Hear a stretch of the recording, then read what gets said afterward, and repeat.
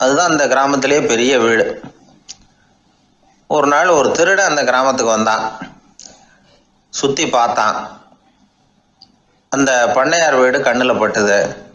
இன்னைக்கு ராத்திரி இந்த வீட்டில் தான் நம்ம தொழில் ஆரம்பிக்கணும் அப்படின்னு சொல்லி அவன் முடிவு பண்ணிக்கிட்டான். ஏன்னா அதுதான் அந்த கிராமத்திலே கொஞ்சம் பெரிய வீடு. அங்கே தான் அவன் எதிர்பார்க்கறது ஏதாவது கிடைக்கும் அப்படிங்கிறது அவனுடைய முடிவு. நடு ராத்திரி அவன் மெதுவாக சுவர் ஏறி குதித்து அந்த பெரிய வீட்டுக்குள்ளே புகுந்தான். அங்கே போய் பார்த்தா முக்கியமான இடங்கள்ல எல்லாம் காவலுக்கு ஆள் நின்றுட்டு இருக்கிறாங்க ராத்திரி நேரத்தில்.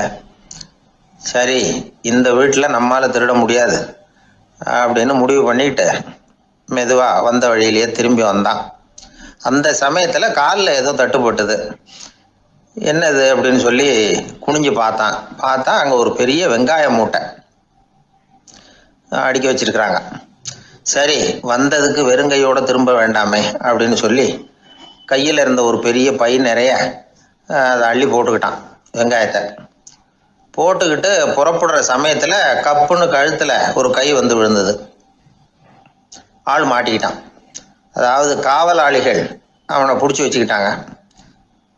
மறுநாள் காலையில் அந்த திருடனை பண்ணையார் முன்னாடி கொண்டுட்டு போய் நிறுத்தினாங்க. ஐயா, இந்த ஆள் ராத்திரி நம்ம வீட்டில் திருடுறதுக்காக வந்தான். வெங்காயத்தை அள்ளிட்டு புறப்படுறப்போ மாட்டிக்கிட்டான் அப்படின்னாங்க.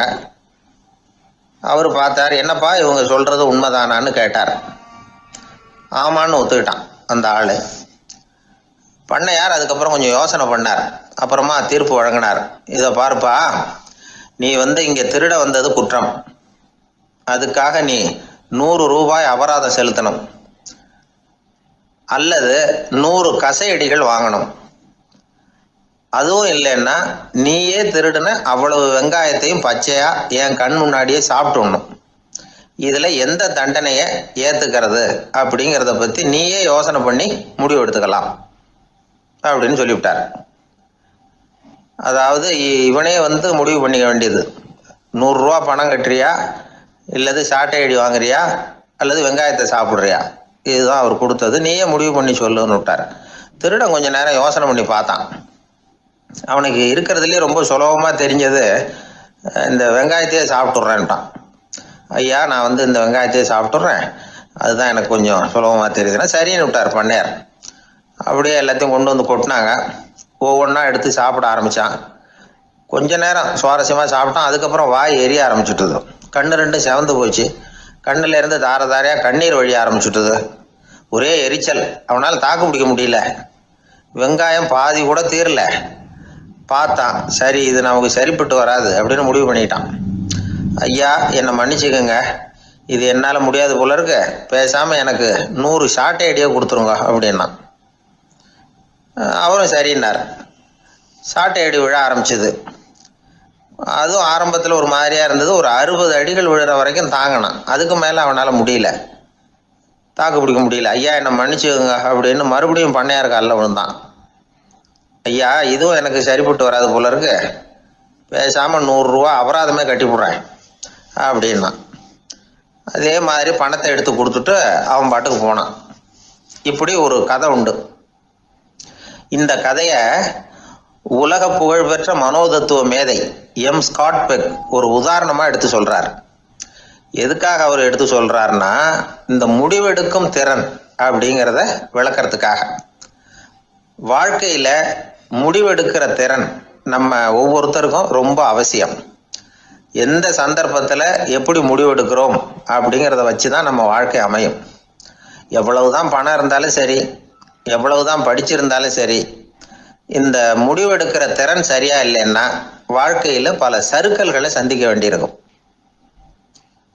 நாம் முடிவுகள் எடுத்தால் அந்த முடிவுகளால் ஏற்படக்கூடிய விளைவுகளுக்கு நாம் பொறுப்பு ஏற்க வேண்டி இருக்குமே அப்படிங்கிற பயத்தினால முடிவெடுக்கிற அதிகாரத்தை பல சமயங்களில் நாம் மற்றவங்களுக்கு தாரவாத்து கொடுத்துட்றோம். நாமே முடிவெடுக்கக்கூடிய திறமையை வளர்த்துக்கிறது தான் ரொம்ப முக்கியம்.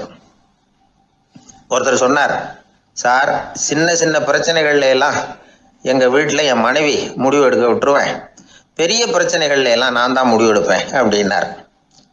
பரவாயில்லையே அப்படின்னு சொல்லி சின்ன சின்ன பிரச்சனைகள்னா எதுங்க அப்படின்னு கேட்டேன். ஒன்றும் இல்லை, இந்த வீட்டு வருமானத்தை பெருக்கிறது எப்படி, வீட்டு செலவை சரி கட்டுறது எப்படி, வீட்டு செலவுக்கு வாங்கியிருக்கிற கடனை அடைக்கிறது எப்படி, இதெல்லாம் சின்ன சின்ன பிரச்சனைகள். என் மனைவி கிட்ட முடிவு எடுக்கிற விஷயத்தை விட்டுருவேன்னார். பெரிய பிரச்சனை தான் நான் எடுத்துக்குவேன்னார். அப்படின்னா பெரிய பிரச்சனைன்னா எது சார் அப்படின்னு கேட்டேன்.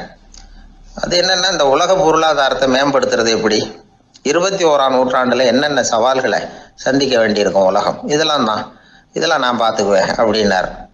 பாருங்க, இது பிரச்சனைகள்லேருந்து தப்பிக்கிற வழி. அதனால வாழ்க்கையில் பிரச்சனைகளை சந்திக்கிறதுக்கு தயங்கக்கூடாது. அதே மாதிரி சரியான நேரத்தில் சரியான முடிவு எடுக்கிறதுக்கு நாம் கற்றுக்கணும். அது ரொம்ப முக்கியம். ஒரு